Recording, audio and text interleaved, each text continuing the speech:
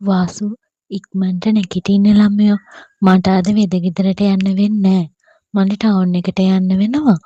වැඩ වගේකට. පුළුවන් නම් ඉක්මනට නැගිටලා යන්නකෝ පුතේ. මං නිදාගෙන ඉන්නකොට ඉතින් මට ඇහුනේ අපේ අම්මගේ සුපුරුදු වීණාව. හැමදාම මොකක් හරි කියාගෙන මට කතා කරන එක අම්මා දැන් පුරුද්දක් කරගෙන. මං වාසුකී.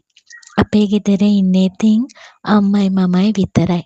මගේ තාත්තා නැති වුණේ මං ඉස්කෝලේ 2 වසරේ ඉන්නකොට.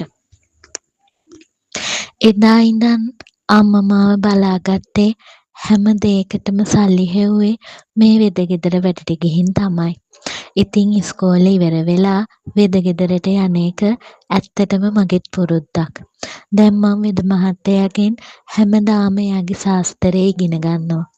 අම්මා යන්න ලෑස්ති වෙනවත් එක්කම මමත් නැගිටලා යන්න ලෑස්ති වුණේ ඉක්මනට වෙදගෙදරට යන්න. මං යනකොට එහි ඉස්සරහා මිදුලේ නතර කරලා තිබ්බේ ලොකු සුදු පාට වෑන් එකක්. මං ඒ දිහා විමසිල්ලෙන් බලන ගමන් ගියේ කුස්සිය පැත්තට.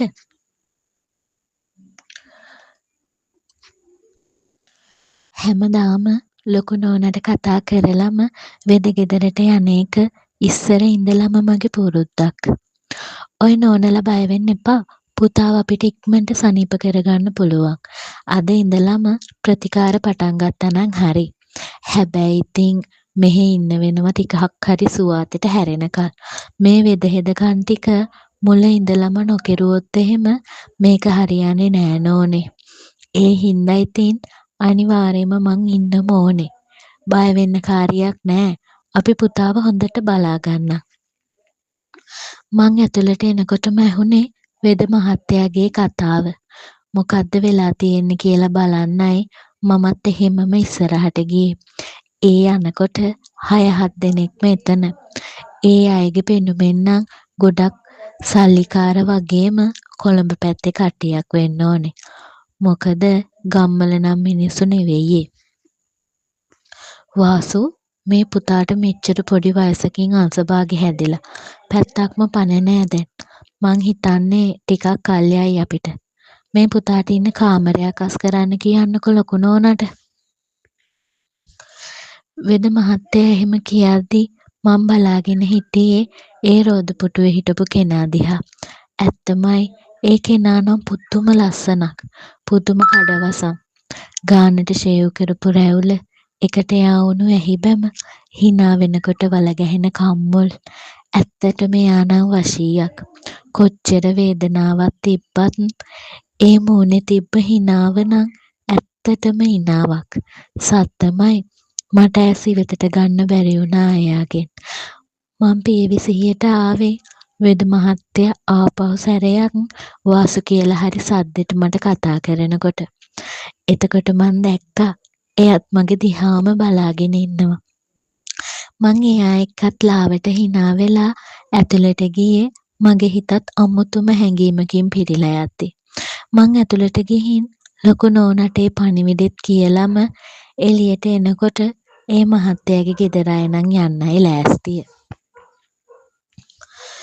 මහත්තයා බය වෙන්න එපා. ඉක්මනට සනීප වෙයි ඔයාට. අපි ඉන්නවනේ. මං එයා ළඟට ඇවිත් එහෙම කිව්වේ ඒ ඇස් දිහාම බලාගෙන. ඒ ඇස්වල නම් ලියවිලා තිබ්බේ හරි වේදනාකාරී හැඟීමක්. දින සති ගෙවිලා ගියේ එයාගේ අසනීපෙට අපි අප වෙලා වැඩ කරද්දි. ගෙවුණු දවස් ගානට නම් ඒ මහත්තයාට තරමක සුවයක් තියෙනවා කියලා තේරුණා අපි හැමෝටම. මහත්තයෝ අපි අද ටිකක් ඇවිදින්න බලමුද? මං එයා ළඟටම ගිහින් එහෙම කියනකොට අනේ එයාගේ මූණේ තිබ්බ හිනාවක්. වාසු මොකද මේ? මං ඒ හිනාවට වශී වෙලා ඒ ඇස් දිහාම බලාගෙන ඉන්නකොටයි එයා හරි හැංගීම්බර විදිහට මගෙන් එහෙම ඇහුවේ. මහත්තයාගේ හිනාව දිහා මං බලාගෙන හිටියේ. ඇත්තමයි මගේ පපුවත් එක්ක මොකද්දෝ වෙලා යනවා ඔය මූණේ හිනාව දකිනකොට. මං හැමදාම දැන් වෙදගෙදරට දුවගෙන එන්නේ මහත්තයාගේ හිනාව දකින්න. සත්තයි ඔය හිනාව නම් හරියට හිත හදන මායාවක් වගේ. ඒ තරමටම මගේ හිත නම් පිරිලා යනවා. මං මගේ හිතට දැනුණු ඔක්කොම දේවල් කියවගෙන ගියේ කිසිම දෙයක් ගැන වගක් නැතුව. වාසුත් එහෙම හිතෙනවද? මාත් බලන් ඉන්නේ ඉතින් හැමදාම උදේට වාසු මාව බලන්න එනකල්. මං හිතන්නේ මමත් වාසුට ඇබ්බැහි වෙලා වගේ මේ ගෙවුණු දවස් ගානට. කැමති නැද්ද වාසු මගේ වෙන්න? මගේ හිත නම් දැනටමත් පේ වෙලා ඉවරයි වාසුව මගේ කරගන්න. අවසර දෙනවද මට ඒකට?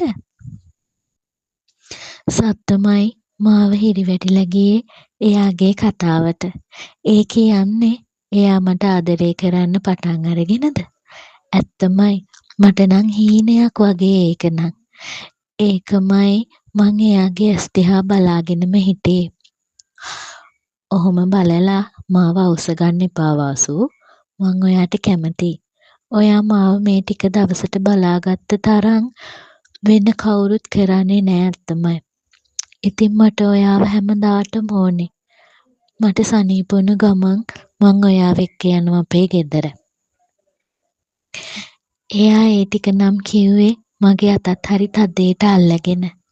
අපි ඉක්මනට සනීප වෙමු මහත්තයෝ. ඊට පස්සේ මං එන්නම්.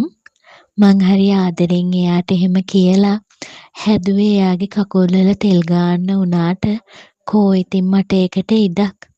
මට හිතන්නවත් වෙලාවක් නොතියා එයා මාව ඇදලා ගත්තේ එයාගේ ඔඩොක්කුවට. මහත්තයෝ වෙද මහත්තයයි. මං එහෙම කියලා හැදුවේ අයින් වෙන්න උනාට එයා නෙවෙයි නිකමටවත් මට යන්න දුන්නේ. මේ අත අල්ලගත්තේ ආපහු අතාරින්න නෙවෙයි වාසු. ඒ හින්දා ඔහොම ඉන්න. මං ආදරෙයි. ආපහු වතාවක් මගේ කනට කොඳුරලා වගේ එහෙම කියපු එයා මට හිතන්නවත් වෙලාවක් නොතියා මගේ දෙතොල් අල්ලගත්තේ හරි කලබලයකින් වගේ. සෑහෙන වෙලාවක් ඒ දෙතොල් අතරේ අතරමං වෙලා ඉඳලයි එයා මාව අතෑරියේ. ඇත්තමයි මගේ පපුවත් එක්ක මොකද්දෝ වෙලා ගියා වගේ එයා මේ කරපු වැඩේ හින්දා. මං ඉක්මනට වටේට ඇස් යැව්වේ කවුරු හරි දැක්කදෝ කියලා හිතුණු හින්දා. ඇත්තමයි එයා නම් ඉතින් hina වෙනවා මුකුත් නොවිච්ච ගානට. මොකද මගේ කෙල්ලව හිඹින්න මට කාගෙන්වත් අහන්න ඕනේ. කවුරු බලන් හිටියත් මං බයත් නෑ හොඳේ. එයා නම් ඉතින් කියයි. ඒත් මං ඉන්නේ බෑ වෙද ගෙදර. දැන් එයාට නම් හොඳටම හොඳයි. දෙපා වාරු අරගෙන තනියම නැගිටලා යන්න දැන් එයාට පුළුවන්. අද එයාලගේ ගෙදර හැමෝම එන්නේ එයාව එක්කගෙන යන්න. ඒත් එයා ගිහාම මට තමයි පාළු හොඳටම. මං හිතාගන්න බෑ එයා ගිහාම මං කොහොමද ඉන්නේ කියලා. මොකද ඇත්තටම මමත් දැන් එයාට ඇබ්බැහි වෙලා වගේ දැනුනේ මට. උදේ නැගිටපු ගමන්ම මං දුවගෙන එන්නේ එයාව බලන්න. එයාත් එහෙමයි. උදේට හැමදාම බලාගෙන ඉන්නේ මං ඇවිත් එයාගේ නල්ලට හාදුවක් තියෙනකල්. ඉතින් ඒ දේවල් අදින් පස්සේ නැතුව කොහොම ඉන්නද කියලා හිතාගන්න බෑ මට. මගේ රත්තරන් ඔයාට එහෙ ගියාම මාව අමතක වෙලා යයි නේද? උදේ පාන්දරම මං එහෙම කිව්වේ එයාගේ උණුහුමට ගුලි වෙලා. එයා නම් මුකුත් නොකියා මගේ මුළු මුහුණ පුරාම දෙතොල් තවරනවා. එයාට නම් ඉවසීමක් නෑ අද. පුදුම හදිසියකින් වගේ එයා මං ඇඳගෙන හිටපු ගවුම ගලවලා පැත්තකට විසි කළේ. ඒ ඇස් හොඳටම මත් වෙලා හොඳටම රතු වෙලා. එයා මගේ මුළු ගත පුරාම දෙතොල් තියන්න ගත්තේ නොයිවසිල්ලෙන් වගේ. එයාගේ සමහර රළු පහසවල් දරාගන්න බෑ මට. රිද්දෙනවා එයා අද මට ගොඩාක්. මං කොච්චර එයාගෙන් මිදෙන්න හැදුවත් එයා නෙවෙයි ඒකට මට ඉඩක් දුන්නේ. එයා මගේ හංසපුඩු දෙතොල් අතර හිර කරගෙන උරවන්න ගත්ත උමතුවෙන් වගේ. ඒ පහස නම් දරාගන්න බැරි තැනමයි මගේ මුවින් හීන් කෙඳිරියක් පිට වුනෙත්. එයා මගේ හංසපුඩු අත් නොහැරම එයාගේ දෑංගිලි ගෙනිච්චේ මගේ කටරොඩු මලේ පෙති දිහාවට. එයා ඒ පෙති අතරේ දෑංගිලි වලින් මවන රටාව කොහොමටවත් ඉවසලා ඉන්න බෑ මට. ඒත් කෝ ඉතින් මට එයාගෙන් මිදෙන්න ඉඩක්. එයාට ඇති වෙනකල්ම මගේ ගත මතින් සැනසිලයි මගෙන් මෑත් වුනේ. ඇත්තටම එයාගේ දසන් වලට මගේ මුළු ඇඟම රතු වෙලා ගිහින් සමහර තැන්වල ලේ පුරලත් වගේ. ඒ තරමටම එයා මගේ ගත පුරාම දෙතොල් තවරලා. මගේ මැණිකට රිදුනද ගොඩාක්? එයා හරි ලයාන්විත විදිහට එහෙම කියනකොට මං හිස සෙලෙව්වේ ඔව් කියන්න වගේ. මං අද ගෙදර ගියාට ඔය තියෙන හැපුම් පාරවල් මැකෙන්න කලින් ඉක්මනට එනවා මගේ මැණික වෙහෙ එක්කයි යන්න. ඒක මං ඔයාට වෙන පොරොන්දුවක්. මං මැරුණේ නැත්තම් අනිවාර්යෙන්ම ආපහු එන එක එනවමයි. පරිස්සමට ඉන්න මං එනකල් මග බලාගෙන. මේ සේරම දේවල් අයිති මට විතරයි. මං හාඳු නොදීපු එක තැනක්වත් නෑ දැන්. ඒ ඔක්කොම මගේ. අඬන්න එපා මගේ රත්තරන්. එතකොට මං යන්නේ කොහමද? මං එනවනේ ඉක්මනට. කෝ අඬන්න නැතුව ඉන්න. ඉක්මනට ඇඳුම් දාගමු. එයා කොච්චර කොහොම කිව්වත් අනේ මං අඬපු තරමක් සෑහෙන වෙලාවක් එයාගේ පපුව බදාගෙන අඬලයි මං මෑත් උනේ. ඒත් එක්කමයි වාහනයක් ඇවිත් නතර කරන සද්දය ඇහුනේ. අම්මලා ඇවිත් මගේ මැණික මං ඉක්මනට එන්නම්. එයා එහෙම කියලා ආපහු මුළු පපුව පුරාම හාදු තවරලයි මෑත් වෙලා ඉක්මනට එළියට ගියේ. මමත් ඉක්මනට ඇඳුමක් දාගෙන එළියට ගියේ එයා යනවා බලන්න. එයාව දැක්කහම හැමෝටම පුදුමයි. අපේ වාසු කෙල්ලගේ මහන්සිය හින්දා තමයි ඔච්චර ඉක්මනට මේ මහත්තයාට සනීප වුනේ. නැත්තම් තව මාසයක් දෙකක්වත් යනවා. හැමෝම ඉන්න තැන වෙද මහත්තයා එහෙම කිව්වහම මං ඇස්වල කඳුළු පුරෝගෙන බලාගෙන හිටියේ එයා දිහා. දුවට ගොඩාක් පිං මගේ පුතාව මේ විදිහට සනීප කරලා දුන්නට. එයාගේ අම්මා එහෙම කියලා මගේ හිසත් අත ගෑවේ එයා හරි ආදරෙන් මගේ දිහා බලාගෙන ඉන්නකොට. අද ශෙලීන රට ඉඳන් එනවා පුතා. ඉක්මනට යමු එහෙනම්. එයාවත් එයාපෝට් එකෙන් අරන්ම යන්. ඔයාලා දෙන්නගේ එන්ගේජ්මන්ට් එකට අපි ඔක්කොම ලෑස්ති කරලා ඉවරයි. එයාගේ අම්මා ඒ කතාව කියනකොට නම් මගේ ඔළුවේ අකුණක් පිපුරා වගේ දැනුනේ. මගේ ඇස් වලින් කඳුළු වැටෙන්න ගත්තේ ඉන්න තැන ගැනවත් ගාණක් නැතුව. එයාගේ ඇස් ගැස්සෙනවා දැක්කම. අම්මා මට එයාට කියාගන්න පුළුවන් වුණේ එච්චරයි. එයාගේ අම්මා අතින් සන් කෙරුවේ මොකුත් කියන්න එපා කියලා. ඒ මොක වුණත් මන් දන්නවා එයා ආපහු එනවග. එයා මට ඒක උණු පොරොන්දුවක්. ඉතින් මං ඒක විශ්වාස කරනවා. එයා ආදරේ මට විතරයි කියලත් මං හොඳටම දන්නවා. ඉතින් එයා එයි. මං හිත හදාගත්තේ එහෙම කියලා. මං යන්නම් රත්තරන්. මේ කිසිම දෙයක් සිද්ධ වෙන්නේ නැහැ. මං අනිවාර්යෙන්ම එනවා. ඔයා බය නොවී ඉන්න. මං ළඟට ආපු එයා හිමිහිට කනට කොඳුරලා එහෙම කියලා ලාවට මගේ දෙතුල උඩින් හාදුවක් තියලමයි යන්න ගියේ. එයා එන්නම් කියලා මට පොරොන්දු වෙලා ගිහින් දැන් සති 3කුත් ඉවරයි. එයා ඉතුරු කරලා ගියපු මතක සටහන් හැම එකක්ම මැකිලා ගිහින් ඉතුරු වෙලා තිබ්බේ එකම එක සලකුණක් විතරයි. ඒකත් මැකිලා යන්න ඔන්න මෙන්න. අනේ ගෙවුණු දවස් ගානට මං අඬපු තරම දන්නේ මගේ කොට්ටේ විතරයි. ඇත්තමයි මට නම් දැන් මැරෙන්න තරම් හිතිලා තියෙන්නේ. ඒත් මගේ හිත කියන්නෙම එයා ඒ කියලා. ඒත් එයාගේ ආරංචියක්වත් නැහැ. හැමදාම කලේ මං පාර බලාගෙන අඬපු එක විතරයි. වාසු ඒ මහත්තයා ඔබට පොරොන්දු වුණානේ එනවා කියලා.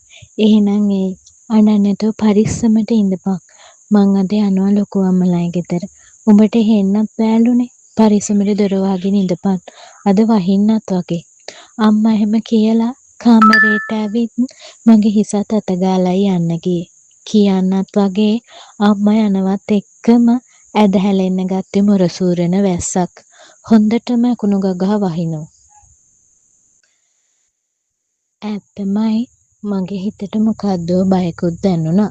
ඒත් ඉතින් මං ගෙට වෙලා හෝල ඉන්නකොට මට ඇහුනේ මිදුලේ වාහනයක් නතර කරන සද්දේ. කාමරේ ජනේලෙන් මං බලනකොට මට එකපාරටම දැනුනේ මගේ හදවත නතර වුණා වගේ හැඟීමක්. අනේ යා ඇවිත් මං දොර විවර කරගෙන දුවගෙන ගියේ එළියේ වහිනවා කියලාවත් ගාණක් නැතුව. එයාටත් එහෙමයි. එයාගේ ඇස් නම් හොඳටම රතු වෙලා. මගේ මහත්තයෝ මං මඟ බලාගෙන හිටියා ඔයා එනකල්. මං එහෙම කියලා අනේ එයාගේ පපුවේ එල්ලිලා අඬපු තරමක්. එයත් එහෙමයි. එයත් අඬනවා හොඳටම. වැස්ස කියලාවත් ගාණක් නැතුව අපි දෙන්නම හොඳටම අඬලයි ගේ ඇතුළට ගියේ. අපි දෙන්නව හොඳටම තෙමිලා. මගේ හුස්ම ටික මෙහෙ තියලා මං එහෙ ගිහින් කොහොම ජීවත් වෙන්නද වාසු අදින් පස්සේ ඔයා මගේ විතරයි. ඒකේ වෙනසක් වෙන්නේ නෑ. මං මෙහෙන් යන්නෙත් නෑ. අපි දෙන්න කසාද බැඳලා මෙහෙ මොනා හරි කරගෙන ජීවත් වෙමු. මට ඔයාව ඕනේ රත්තරන්. මට තවත් නම් ඉවසලා ඉන්න බෑ. එහෙම කියපු එයා මගේ ගතේ දැවටිලා තිබ්බ ඇඳුම් ගලවලා දාලා මාවේ ගතට යට කරගත්තේ හැමදාටම මාව එයාගේ කරගන්න හිතාගෙන. ඉතින් රාගයේ හිණි පෙත්තටම යන්න එයා මගෙන් අවසර ඉල්ලද්දී මං දැස් පියවලා අවසර දුන්නේ මටත් ඕනේ එයාගෙම විතරක් වෙන්න හින්දා. ඉතින් සෑහෙන වෙලාවකට පස්සේ රාගයේ සුව උපරිමේටම විඳලා එයා මාව හිතින් වගේම ගතිනුත් එයා කරගත්තේ සදහටමයි. ඇත්තමයි එයා නම් මගේ ජීවිතේ සිතුවම් කරන්න ආපු සිත්තමක්.